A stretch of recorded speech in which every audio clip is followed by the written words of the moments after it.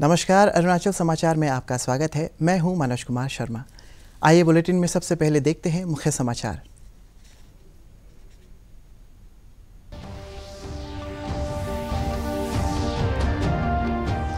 अरुणाचल प्रदेश विधानसभा चुनाव के लिए भारतीय जनता पार्टी के 3 उम्मीदवार निर्विरोध निर्वाचित।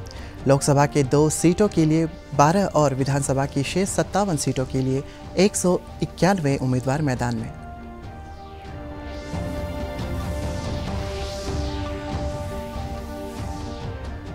निर्वाचन आयोग ने कहा कि मीडिया मंचों का दुरुपयोग रोकने के लिए की जा रहे हैं सभी उपाय। उप निर्वाचन आयुक्त उमेश सिन्हा ने बताया कि सी विजिल ऐप साबित हो रहा है शिकायत दर्ज करने के कारगर प्लेटफॉर्म।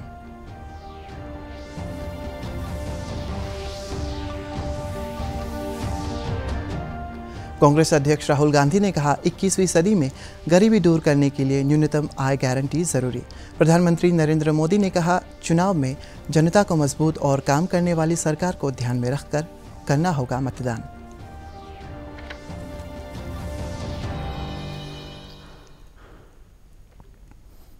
नामांकन पत्र वापस लेने की समय सीमा समाप्ति होने के बाद अरुणाचल प्रदेश राज्य विधानसभा के लिए भाजपा के 3 उम्मीदवार निर्विरोध निर्वाचित हो गए हैं।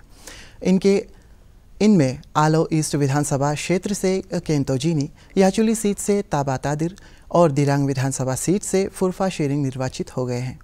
एडिशनल मुख्य निर्वाचन अधिकारी कांकु दारांग ने बताया कि उम्मीदवारों द्वारा अपने पर्चे वापस ले लिए जाने के बाद अब केवल 181 उम्मीदवार चुनावी मैदान में हैं, जिनमें शेष 57 विधानसभा क्षेत्र में भाजपा के 57, कांग्रेस के 46, पीपीए के 9, एनपीपी के 30, जेडीए के 12, जेडीयू के 15 उम्मीदवार हैं।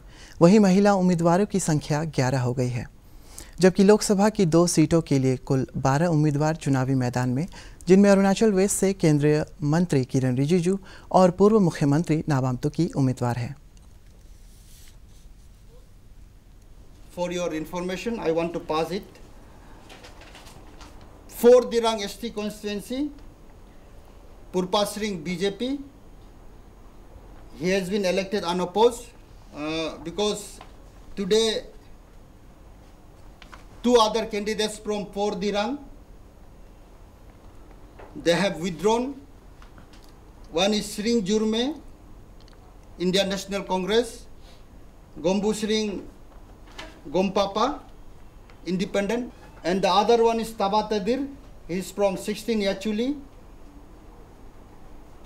The candidature of the nomination paper of the other candidate was rejected, so he has also been elected unopposed. Also Kento Jini, he has been elected unopposed from 31 Along East constituency. These are 3 BJP candidates who have been elected unopposed. So we have got 57 assembly constituencies where election will be contested.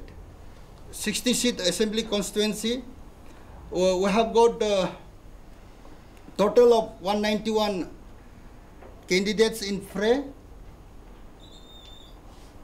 BJP 57,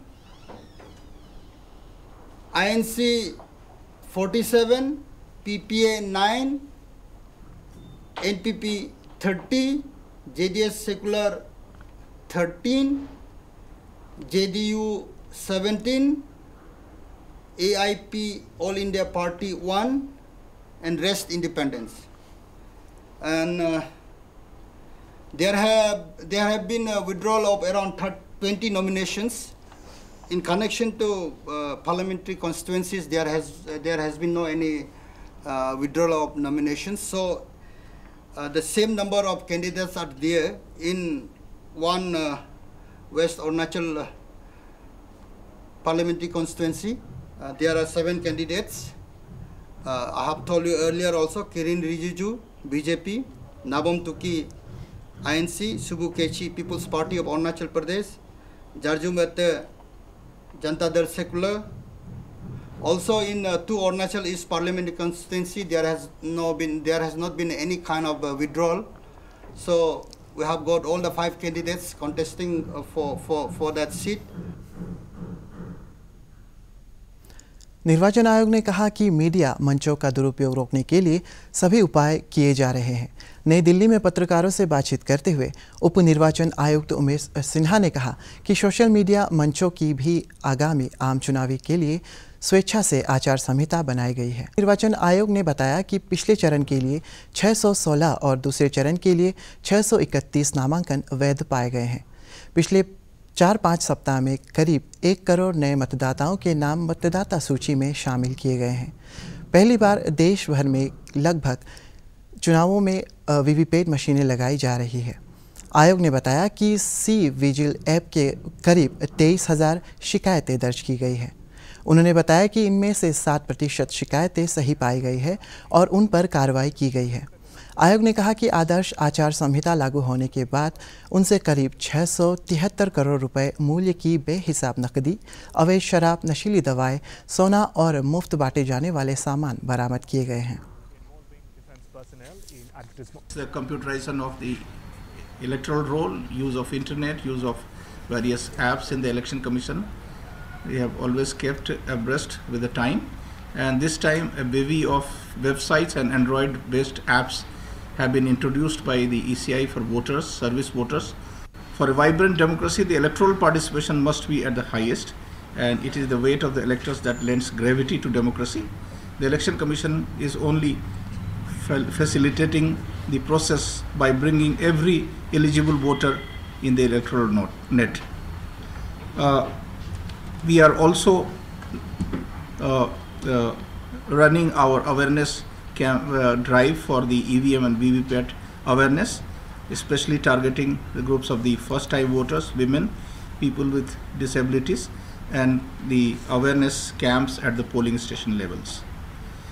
Social media has attained a critical mass in India to influence the political choices. Its role has come under the scanner internationally, especially in the last.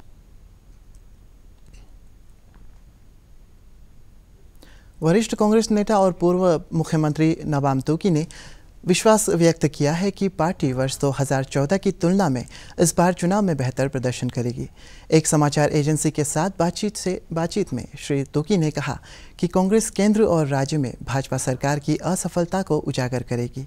गौरतलब है कि Arunachal waste से नबाम तुकी के अलावा 7 उम्मीदवार मैदान में हैं। श्री तुकी ने सागाली विधानसभा क्षेत्र से भी चुनाव लड़ रहे हैं, जहां भारतीय जनता पार्टी के डोमिनिक तादार और एनपीपी के तार हारी के साथ त्रिकोणीय मुकाबला होगा।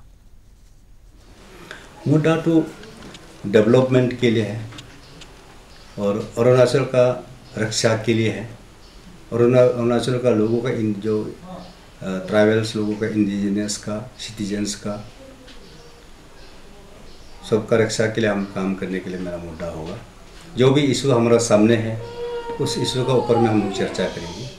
हम पूरा कोशिश करेंगे सबको जोड़ने के लिए और सबको मिलने के लिए, सबका उम्मीद को पूरा करने के लिए। जो भी वादा हमने पहले किया था वो वादा जो पूरा नहीं कर सका उसको हम पूरा करेंगे, और जो आने वाला समय के लिए जो भी हम लोगों ने वादा तैयार किया है, जो भी कमिटमेंट, जो भी प्रॉमिस हम लोगों ने मैनिफेस्टो के जरिए जो दे रहा है उसको हम लोग पूरा करने के लिए कोशिश करेगा। सर, एमपी और ये असेंबली सीट में दोनों में से आप किसको प्रिपेयर करते हैं? अभी पार्टी ने दिया दोनों को, दोनों सीट में, दोनों मेरे लिए इम्पोर्टेंट है। मैं मेरा कॉन्स्टिट्यूंसी का लोगों को नहीं छोड़ सकता, क्योंकि मेरा कॉन्स्टिट्यूंसी जो 15 सागाली असेंबली कॉन्स्टिट्यूंसी है, ये एक कॉन्स्टिट्यूंसी है आज तो कांग्रेस को बरकरार के रखा है। इधर भाजपा नेता और अरुणाचल वेस्ट से उम्मीदवार किरण रिजिजू ने कहा है कि अरुणाचल प्रदेश को नई ऊंचाइयों पर ले जाना उनकी प्राथमिकता है। ईटानगर में संवाददाताओं के साथ बातचीत में श्री रिजिजू ने कहा कि पिछले कई वर्षों से वो राज्य के लोगों के संपर्क में हैं और जनता उनके योगदान से परिचित है। मेरा कैंपेन करने का इतना पहले जैसे मैं कैंपेन नहीं किया, क्योंकि इस बार पब्लिक मेरा काम को देख करके पब्लिक ही कैंपेन कर रहा है। मैं बहुत ज़्यादा इस बार स्पीचेस, मेरा भाषण, रैली ऐसा भी बहुत ज़्यादा नहीं रखा, क्योंकि जो वेल विशर है दुनिया जानता है कि किरण रिजिजू अरुणाचल के लिए क्या है और किरण रिजिजू अरुणाचल के लिए आगे क्या कर सकता है। इसलिए मुझे ज़्यादा कहने का जरूरत नहीं पड़ रहा है, लोग ही खुद मेरे लिए काम कर रहे हैं। कुछ लोग नकली न्यूज़, फेक न्यूज़ बदनाम करने के लिए घूमते रहते हैं, वो सिर्फ सोशल मीडिया और कुछ में करता है। गांव-गांव मेरे लिए लोग काम कर रहे हैं, सबका आशीर्वाद मिल रहा है, इसलिए लोग अपने आप मेरे लिए काम कर रहा है, मुझे आशीर्वाद दे रहा है। मैं बहुत सेटिस्फाइड हूँ कि पब्लिक के लिए मुझे कुछ काम करने का मौका भी मिला है। मैंने 5 साल में हर सर्कल, हर जगह में पहुँच चुका हूँ। मैं पब्लिक से टच में रहता हूँ, मेरे घर में भी सब आता है, पब्लिक से मैं ऑलरेडी टच में हूँ। प्रायोरिटी में अरुणाचल। प्रधानमंत्री नरेंद्र मोदी ने लोगों से मतदान करते समय इस बात पर विचार करने की अपील की है कि उन्हें किस प्रकार की सरकार चाहिए। ओडिशा के कोरापुट में आज चुनाव रैली संबोधित करते हुए उन्होंने कहा कि वर्तमान समय में अंतर्राष्ट्रीय परिदृश्य को देखते हुए देश को आतंकवाद के खिलाफ मजबूत इच्छा शक्ति से साथ कार्यवाही वाली सरकार की ज़रूरत है और मतदाताओं को इसके पक्ष में बहुमूल्य मतदान ही इसे पूरा कर सकता है। प्रधानमंत्री ने कहा कि भारत दुनिया का सबसे तेज़ी से विकसित हो रहा राष्ट्र है। उन्होंने विकास गति को जारी रखने के लिए लोगों से समर्थन का आह्वान किया है। आप सब भी हमारे देश के सुरक्षा बलों के लिए, हमारे देश के वैज्ञानिकों के लिए तालियां बजा करके उनका सम्मान कीजिए। साथियों, मतदान के दिन जब आप पोलिंग बूथ जाएंगे तो एक स्पष्ट मन बनाकर जाइएगा। आपको यह तय करना है कि आतंक के ठिकानों में घुसकर मारने वाली सरकार चाहिए या फिर घबराकर नीची मुंडी करके बैठ जाने वाली सरकार चाहिए। आपको यह तय करना है कि निर्णय करने वाली सरकार चाहिए या सिर्फ नारेबाजी करने वाली सरकार चाहिए। निर्णय करने वाली सरकार चाहिए कि नहीं चाहिए? कड़े निर्णय करने वाली सरकार चाहिए कि नहीं चाहिए? समय पर निर्णय करने वाली सरकार चाहिए कि नहीं चाहिए? राजस्थान में पार्टी प्रत्याशियों को संबोधित समर्थन में एक जनसभा को संबोधित करते हुए कांग्रेस अध्यक्ष राहुल गांधी ने कहा कि 21वीं सदी में एक भी आदमी गरीब ना हो, इसके लिए हर व्यक्ति को एक न्यूनतम आय निश्चित होनी चाहिए। श्री गांधी ने कहा कि उन्होंने कई अर्थशास्त्रियों से विचार विमर्श करने के बाद ये मसौदा तैयार किया है कि लोगों को हर महीने एक न्यूनतम आय की गारंटी दी जा सकती है, जिनमें उनकी ज़रूरतें, बच्चों की शिक्षा और माता पिता के इलाज के खर्च भी शामिल है। पहली बात पता लगी कि एक मिनिमम इनकम की लाइन बनानी पड़ेगी। पूरा हमने कैलकुलेट किया और एक नंबर निकला। मिनिमम इनकम लाइन का नंबर 12,000 रुपए हर महीना। अब ये बहुत बड़ी बात बोली है मैंने। क्या है ये मिनिमम इनकम लाइन? क्या है? 21वीं सदी में कांग्रेस पार्टी चाहती है और हमारे सब कार्यकर्ता चाहते हैं, हमारे सब नेता चाहते हैं कि हिंदुस्तान में एक गरीब ना बचे, एक व्यक्ति भी इस लाइन के नीचे ना रहे। 12,000 रुपए, उसी में उस व्यक्ति की इज्जत, उसी नंबर में उस व्यक्ति का भविष्य, उसी नंबर में उस व्यक्ति की खुशी, उसी नंबर में उस व्यक्ति के बच्चों की शिक्षा, उसी नंबर में उसके माता पिता का इलाज। भारतीय जनता पार्टी के अध्यक्ष अमित शाह ने आश्वासन दिया है कि प्रधानमंत्री नरेंद्र मोदी असम को घुसपैठ मुक्त बना देंगे। कल असम में कलियाबार में असम गण परिषद की एक चुनावी रैली में उन्होंने कहा कि राज्य की भाजपा सरकार ने काजीरंगा में अवैध रूप से बसे लोगों को खदेड़ दिया है। श्री शाह ने आरोप लगाया कि कांग्रेस ने असम के विकास के लिए कुछ नहीं किया है और कुछ अजमल जैसे छुपे हुए गठबंधन के साथी भी उनके साथ खड़े। और दूसरी ओर नरेंद्र मोदी जी के नेतृत्व में एनडीए का गठबंधन इस देश की जनता की सेवा करने के लिए आगे। भारतीय खेल प्राधिकरण के स्पेशल एरिया गेम सेंटर में राज्य के प्रतिभावान खिलाड़ियों को प्रवेश देने के लिए नाहरलगुन में आज ट्रायल शुरू हो गया है। चयनित खेलों में बॉक्सिंग, कराटे, वेटलिफ्टिंग, ताइक्वांडो जैसे खेल शामिल हैं। ट्रायल में भाग लेने वाली खिलाड़ियों और खेल प्रशिक्षकों ने चयन शिविर के आयोजन पर विचार भी साझा किए।